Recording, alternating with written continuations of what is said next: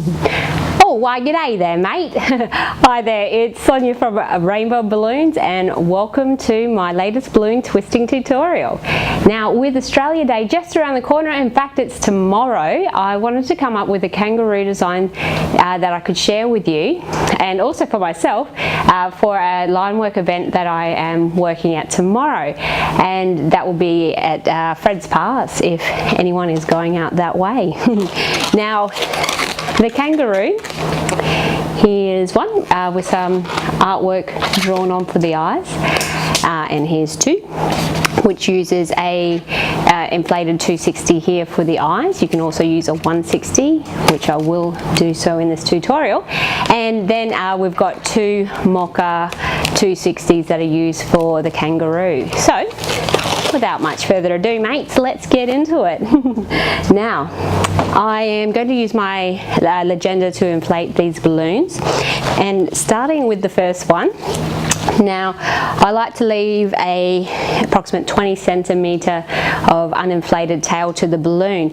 Now, a quick tip, which when I like to use if I'm precision inflating anything, is to just pinch off the balloon at approximately where I would like the air to finish up. So as the air goes into my balloon, when it reaches my fingers, I know that that's just right. So we want approximately yay much uninflated.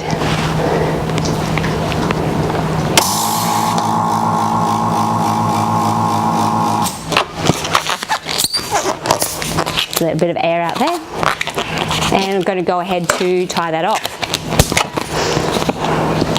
So 20 centimeters is approximately 8 inches for my American or imperial friends.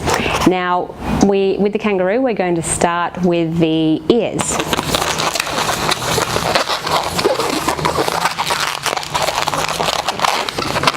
So twisting off 2 bubbles, it's about 4 fingers in length.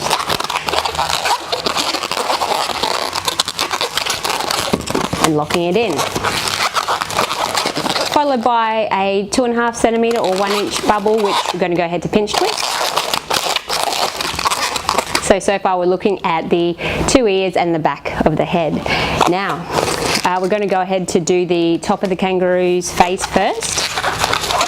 And I'm twisting off a bubble which is just a smidgen longer than the ear bubbles, and that's approximately 4 fingers worth there. And then 2 small 1 centimeter or 1/2 inch or so bubbles we're going to pinch twist.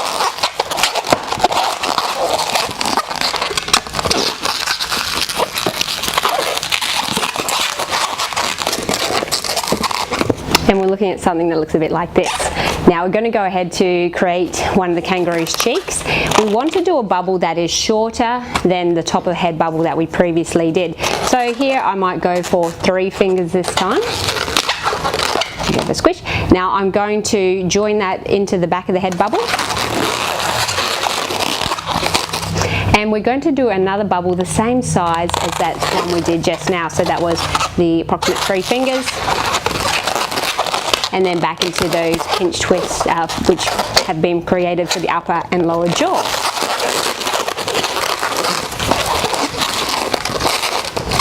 Here we go. So we're looking at something that looks a bit like this at the moment. And now what we're going to do with the remainder of this balloon is give it a good old squish of your hand and push the air towards the tail or uninflated end of the balloon. And we're going to then bring that up through the 2 lower parts of the face and back into that pinch twist there and twist it in. So here we go. Squeezing out some air. And basically it's uninflated all the way from here to here. Twist that in to lock in place. And that sort of helps to pull the face in a little bit to help give it a bit more of a animal appearance.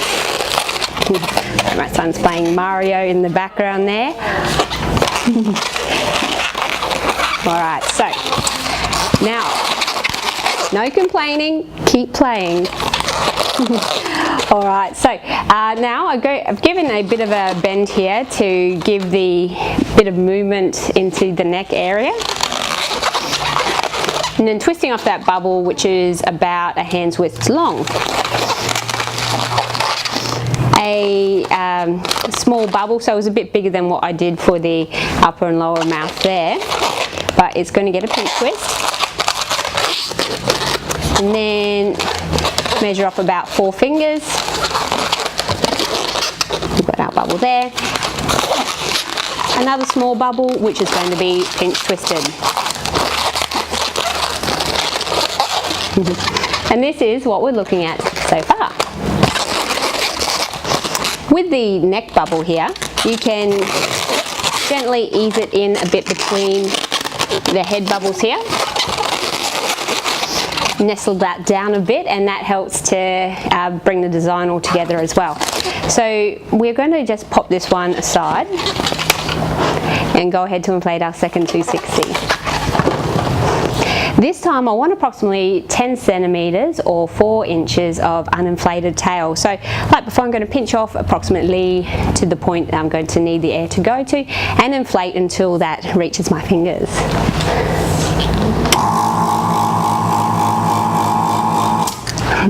There we go. Burp it a little to give it some breathing room there and tie it off. Breathing room.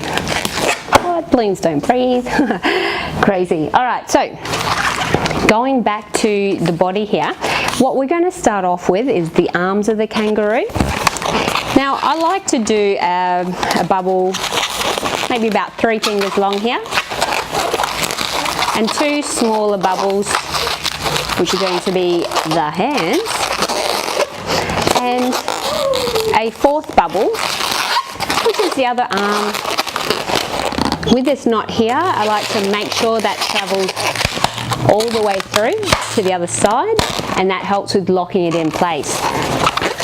So this balloon is going to be introduced into our first one at this pinch twist right here.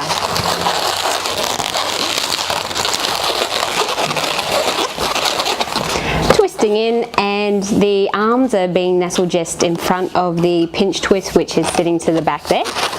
We're going to go ahead to make another bubble out of our second balloon here, and making it the same size as the bubble that we have for the kangaroo body. We're going to repeat that another time. Back into the pinch twist here this time. Here we go. And now we're going to do a longer bubble, which is going to run under the body, be the belly and the belly of the beast, if you will, and join into this pinch twist here. Now what we want is enough space to be able to thread through the remainder of the balloon, which we're going to remove, and it's going to become the kangaroo's legs. So it doesn't need to be too wide, but allow yourself a bit of space for this width to be able to travel through. So if I were to give you a more accurate length, that's probably, ooh, that's a fly. How was he? Thanks, fly. So just over a hand's width, so, and that looks maybe about 15 to 20 centimeters of uninflated. Alright, so that's going to go into this pinch twist here. Twist it in a couple of times, because what you're going to do is, by whatever method suits you, remove this excess balloon, tie it off though quickly before the air is able to escape, and make sure it is hopefully of a suitable length for your crocodile? Did I say crocodile? For your kangaroo legs. Alright, so I like to remove it and tie it off. I don't really work with belt cutters, but I think one would be perfect, or you can grab your scissors as you do. Alright, now what you'll see with this air that's left in this balloon, it's quite near to the end, which is great. But I'm just going to let out a little bit of air to give it a bit more room for me to play with what we've got left. So, twisting off the first foot bubble for the kangaroo, and it's approximately 3 to 4 fingers wide there, followed by a pinch twist. to just like this. And we're going to take this length of balloon and thread it through the bottom. Okay. What we're dealing with so far. Bring it down into the pinch twist. But what we're going to do is start to twist it off and introduce it into where the first leg and the pinch twist are. Try and make this bubble as close as in size as possible to this foot here.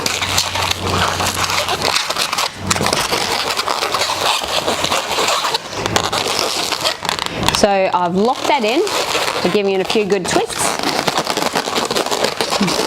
And then that's pretty much it, except for that last moment wrangling of your critter to make it look just right.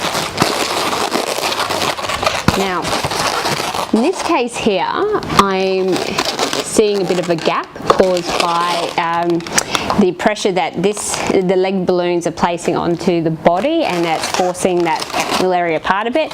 I'm not going to stress, so I don't want you to either. But if I were to correct it for the next one, perhaps I would make my proportions slightly different, but they don't often end like that. What can I say? Balloons, like humans, are pretty unpredictable. And like I'm sure kangaroos are too, let's face it. Now, to finish the kangaroo off with the Mocha 260s we've used, I'd like to give that tail a bit of a dynamic shape. And the neck of the kangaroo should go in between the arms, of course, you know, that's the way things are. And then we've got the arms just over the top of the belly of your kangaroo. You can experiment with how the legs actually sit. I think further back makes it feel a bit like it's out in the wild doing its thing, enjoying life. Or you can bring it forward a bit as well, and I think equally they look great. Now we're going to go ahead to do the eyes for this one. I'm going to use 260, you can use a scrap, it's not too much that you need. And I've twisted off a small finger sized bubble, just wider than a finger, about the same meter or so. I'm going to twist this air back a bit in the balloon. Twist off another bubble which is hopefully very similar in size to the first. I'm going to take the remainder away.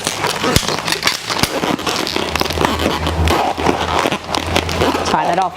Now, if like me, that goes back to being one big bubble, that's fine. Let's not panic, no reason to, but we're going to recreate what we did just there.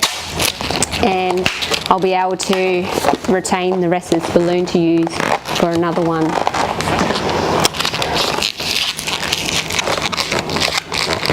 Getting back to this. So just want a bit of a space between the two there. I'm going to tie them off.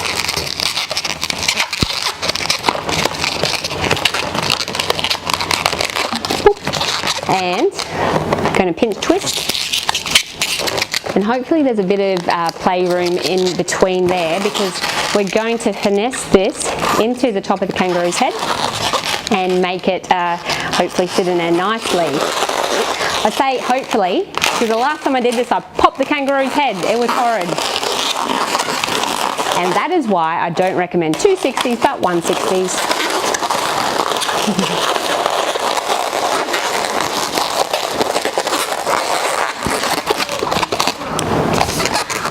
And there we have it. What you'll possibly find is that the eyes may get squished a bit by the head bubble, but I think that's great because it's a bit more realistic of seeing the animal in the wild. Now, I want to be able to offer you an alternative, because when you are fiddling around with additional balloons, suddenly the line starts to build and look almost infinite. So, you know, we don't always want to perhaps be playing around with those little extras, but maybe speed it up ever so slightly. So, this is one I prepared earlier, and surprise, look, they look absolutely cute if they're holding onto an Australian flag, and I bet there's going to be an abundance of those about tomorrow. So offer to include their flag into their balloon creation, and they're going to love it. But here we are to talk eyes. What I'm going to do, oh, and you are probably quite aware this is actually a 160 size kangaroo, so play with your proportions and you can surely create a cute one like this too, little Joey. Okay, so what I'm going to do, I choose to draw on the lower part of the face as opposed to the upper bubble on the top. You see? Draw a circle. Very nice. Now I'm going to go ahead to do an eyelash, I guess. I'm watching.